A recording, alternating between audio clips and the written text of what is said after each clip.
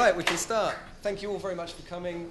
I'm Adam Cranfield from MyNewsDesk, the Chief Marketing Officer, and we're really delighted that you guys all came out tonight in this collaboration with PR Moment, and we hope to run a whole load of these My News Nights in the future, so hope you give us some feedback and we'll try and make these as exciting as we possibly can. The content race. How do the world's top 100 brands tell their stories? Marketing's essentially, I tell you I'm good in bed. PR's, somebody else tells you I'm good in bed. So clearly we have to give people some good stories to tell. I'm not actually going to be telling you those kind of stories tonight. But I will give you very briefly the MyNewsDesk story. Very, very briefly indeed. Where do you think MyNewsDesk hails from? Sweden. Here we are with the Swedish chef. That's right, we were born, MyNewsDesk was born in 2003. It was the coming together of these three crazy guys, one of which, if you're eagle-eyed, you may spot over there, Christopher Bjorkman. The PR, the journalist, and the techie came together, and they had the vision. What was the vision? Essentially, this is my take on their vision, to create a better way for brands to communicate with the media and other influencers. They felt that standard press releases weren't working. How would they achieve this? Essentially, by the power of the newsroom and the power of the network, a network of newsrooms, so to speak. Today, 10 years later, we have over 5,000 newsrooms, brands and organizations across the world in our network.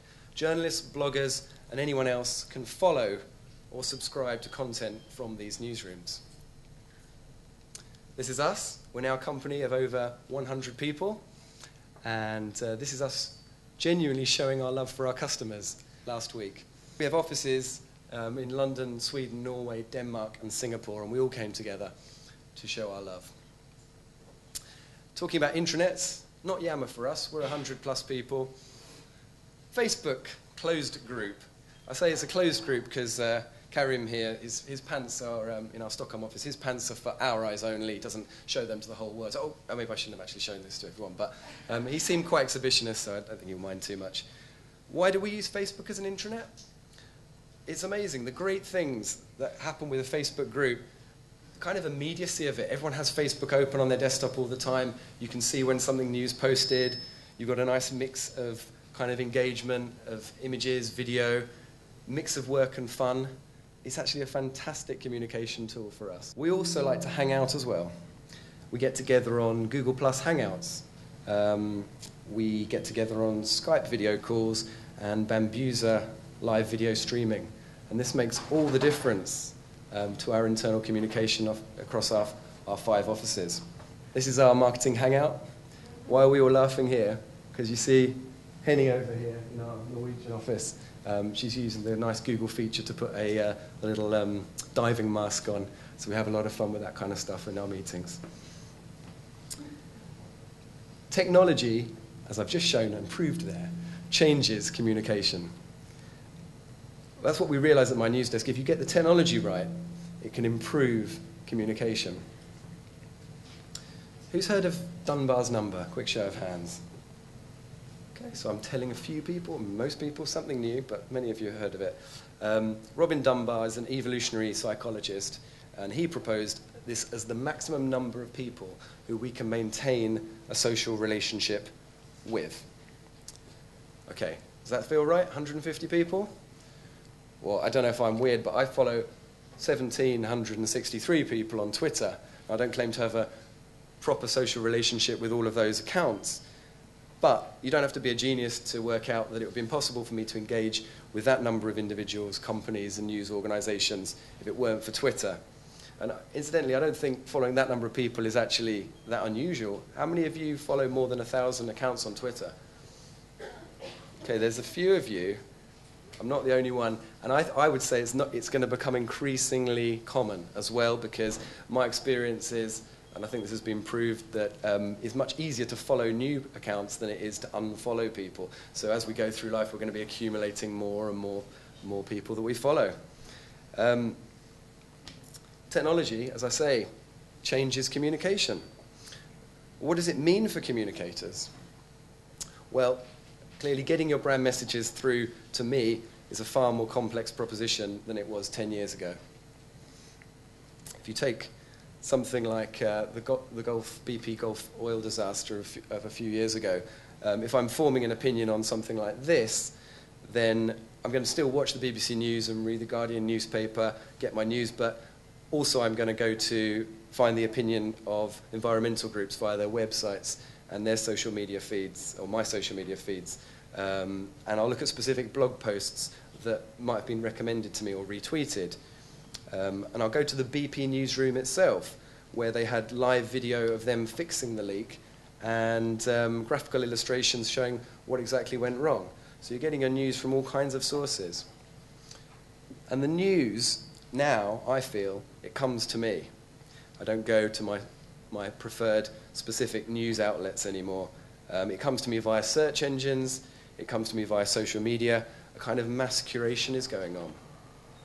Here's an example of some news that came to me last year. It might have come to some of you as well.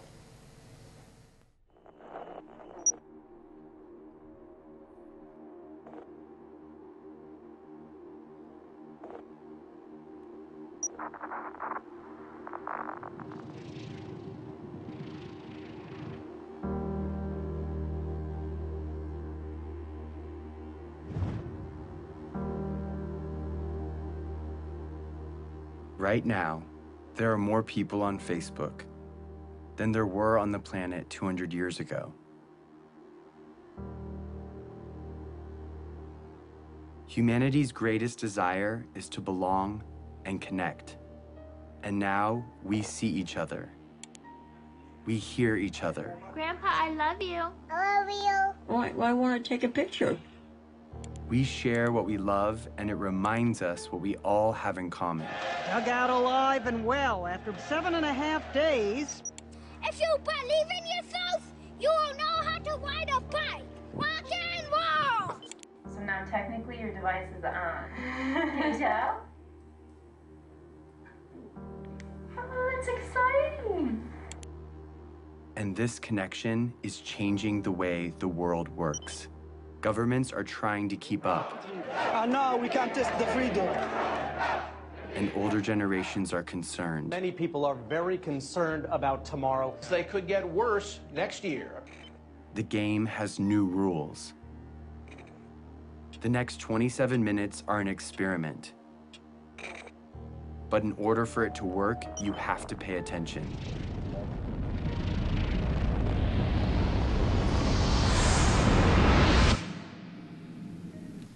Who saw that last year? Who didn't see that? Okay, more people didn't see it than did. That was Kony 2012 campaign, and it's a very, very interesting beginning to that video, which is actually half an hour long, which I advise you might want to watch on YouTube if you haven't seen it. It was the campaign to capture Joseph Kony, who's a notorious war criminal in Uganda. Now I watched that video, that news came to me simply because a large number of my friends on Facebook over that particular day started sharing it and recommending it. And actually the mass media picked up on that story after the social media campaign. And at the heart of this campaign was an incredibly powerful piece of storytelling. It was also incredibly manipulative as well. If you break down the contents of the full half-hour piece of that video, it kind of pushes all the right buttons in terms of the kind of engagement that is likely to make people want to share a video. And that's exceptional for it being a half-an-hour video as well. I'll give you the brief story of Kony 2012. On the 5th of March, Invisible Children posts Kony 2012 on YouTube.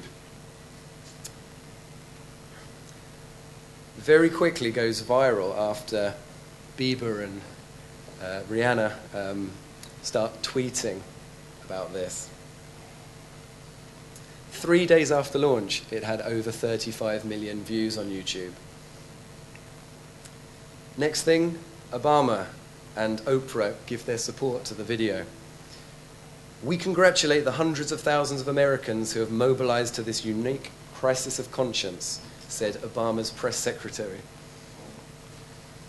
9 days after launch, the film is screened for the first time in Uganda. News of the screening spreads far and a large crowd gathers at sunset. They're expecting to watch a film that documents their suffering as they perceive it. For many people here, the video is simply puzzling. It contains footage of an American man, his son, and it documents events that happened here in northern Uganda years ago. But as the film progresses, puzzlement turns into anger. There are some kind of people, there are some kind of NGO who are trying to mobilize funds using the atrocities committed in northern Uganda. We wanted to see how our local people were killed. Correct. So these are all white men, these are films, different from northern Uganda. That is why sometimes... Rocks are thrown, the screening comes to a halt, and the crowd scatters into the night. Kony 2012 may be the most watched video on YouTube this year, but it clearly doesn't resonate with many of the people it claims it's meant to help. Malcolm Webb, Al Jazeera, in Lira town, northern Uganda. So there's the issue, it doesn't resonate with many of the people it was claimed to help. And 10 days after launch, the pressure gets to the Invisible Children's co-founder.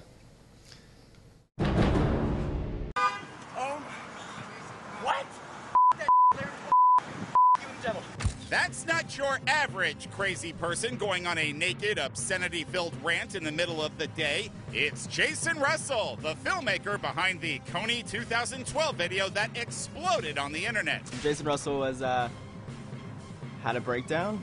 To put it mildly, yes. Jason hit the streets of San Diego naked, cursing, smacking the pavement, and screaming about the devil. Eventually, he was detained on a psychiatric hold. So overall, this campaign has not generally been seen as a success by experts in the conflict that Joseph Kony's involved in, although it has raised incredible awareness. The main problem, by the way, for those who don't know, is that this is kind of a little bit behind the times, and Kony moved out of Uganda something like 10 years ago, and it just seemed very odd, and then there's very suspicious things around the motivations of the Invisible Children organisation as well. And the fact remains, it's been viewed 96 million times on YouTube. For comparison, Nike's My Time Is Now video from last year, which was their main football campaign, has been viewed 21 million times. So Kony 2012 has raised enormous awareness. But the issue is really around trust and openness. And if you go to the Invisible Children website today, they're certainly telling the story that this has been a very successful campaign already. But you get the sense that this story is a very biased story.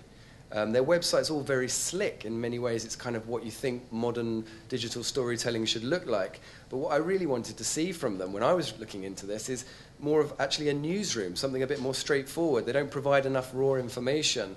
I don't get any sense of the progression of the events over time. And you feel that they really are manipulating it and they want to tell their story their way.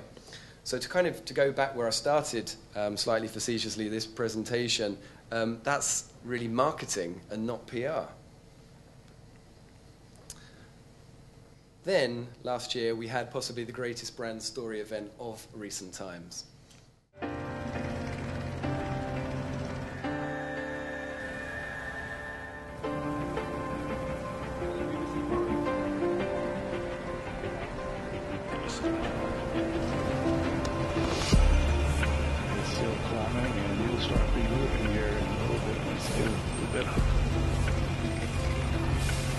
Release. If you're scared, walk away. 'Cause there's no need to feel ashamed. Yeah, we all feel the same. Where's your passion? Where's your fire today?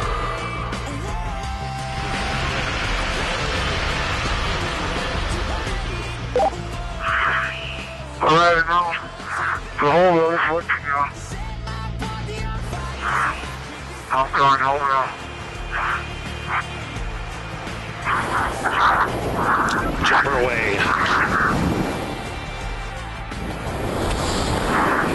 Speed 725. Showing Felix in a stable descent.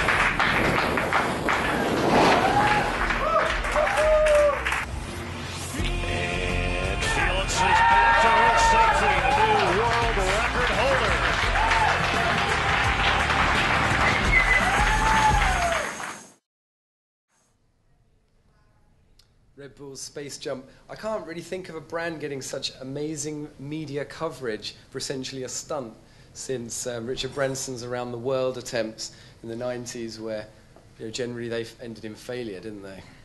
But this event showed incredible imagination, bravery, and vision from Red Bull. Would you agree? They started out getting people sort of jumping in crazy flying machines, didn't they, Red Bull? I remember going to Flugtag in Hyde Park many years ago. They've kind of come quite a long way now, jumping out of space. The event smashed the world record for the most people watching a live web video stream. 8 million people watching live on YouTube. They captured the public's imagination in a similar way, I would say, to the first moon landings in 1969. And you're thinking, did a can of sugary drink create the greatest space event for 43 years? Obviously, Red Bull's budgets aren't available to most companies, but here are a few lessons that I would draw from the way that they do things. Firstly, you've got to think multi-channel. Nowadays, it's vital you tell your story across as many channels as possible. Red Bull Space Jump was streamed live on hundreds of websites across all social media and on their own dedicated website. Next, you've got to maximize your content.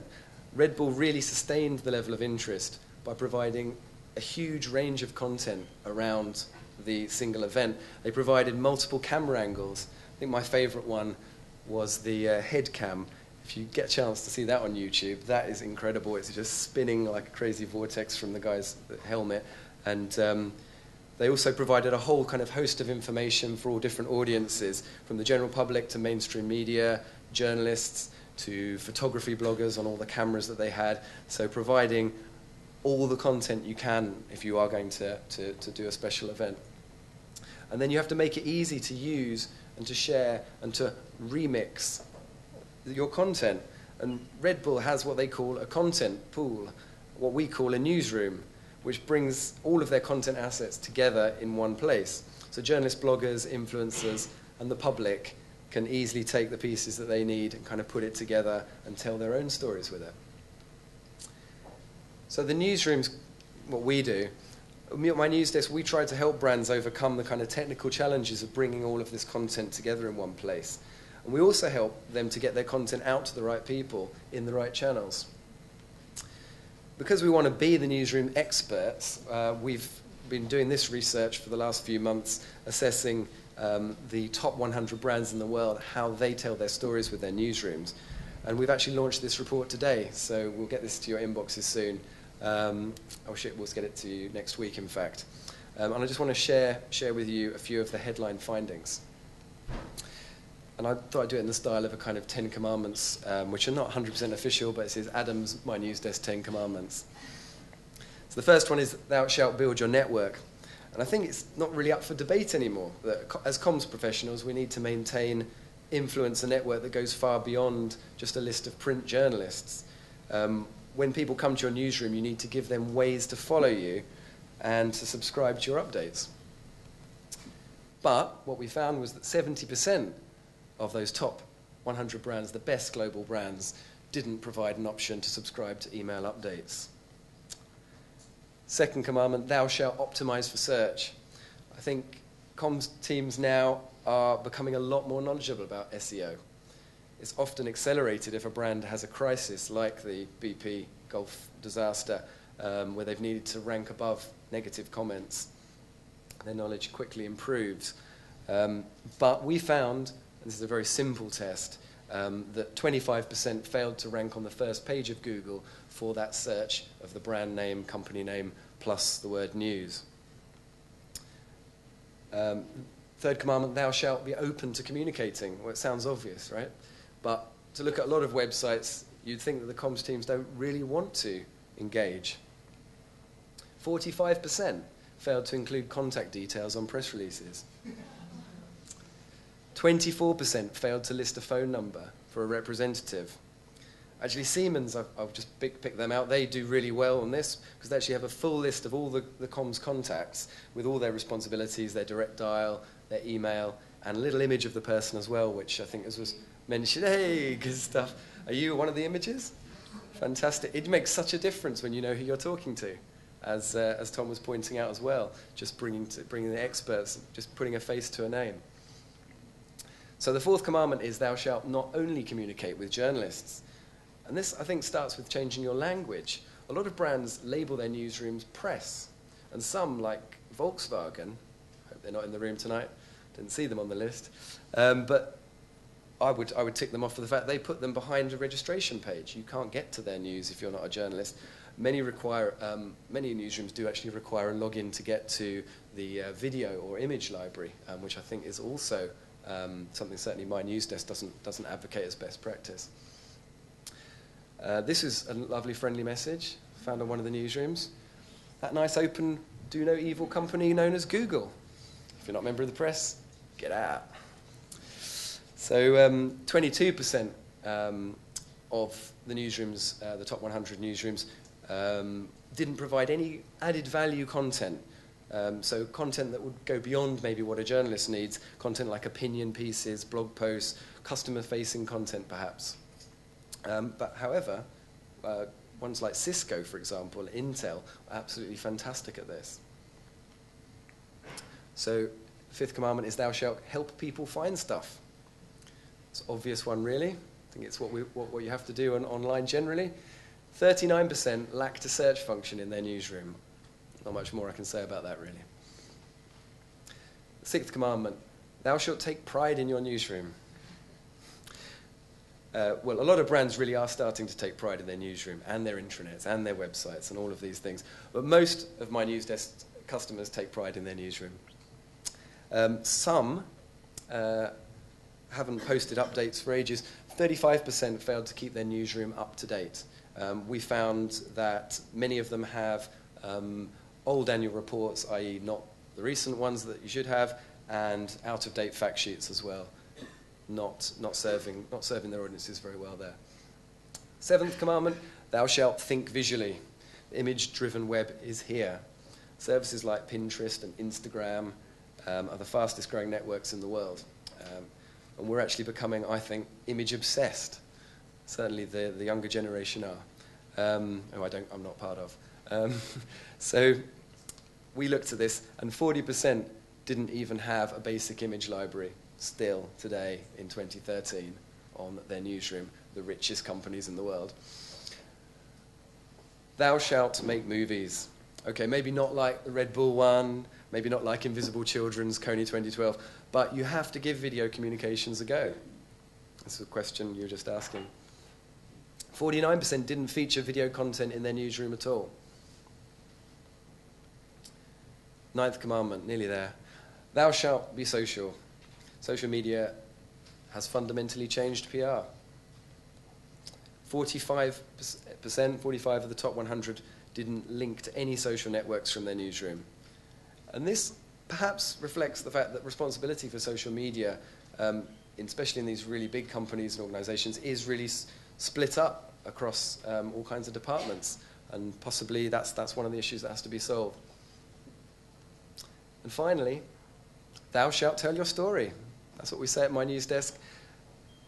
We haven't really got any particular research with the top 100 on this rather more subjective measure, because I think, in my view anyway, the only way that you can really assess how effectively brands are telling their stories is by the results that they achieve. That's the smart way to do it. And it's not something that the brands necessarily are going to share that data, but they'll know themselves whether these stories are achieving the results that they need. But what I can say is that some of MyNewsDesk customers are certainly telling some pretty interesting stories at the moment, and certainly seeing some excellent results, such as our good friends at HMRC, who have been running a fantastic series of stories, basically highlighting some of the crimes that they do catch, from tax avoiders to other kinds of criminals. The deadly fake vodka gang I'm particularly excited by as well. And they've been getting a hell of a lot of media coverage with these stories on their newsroom.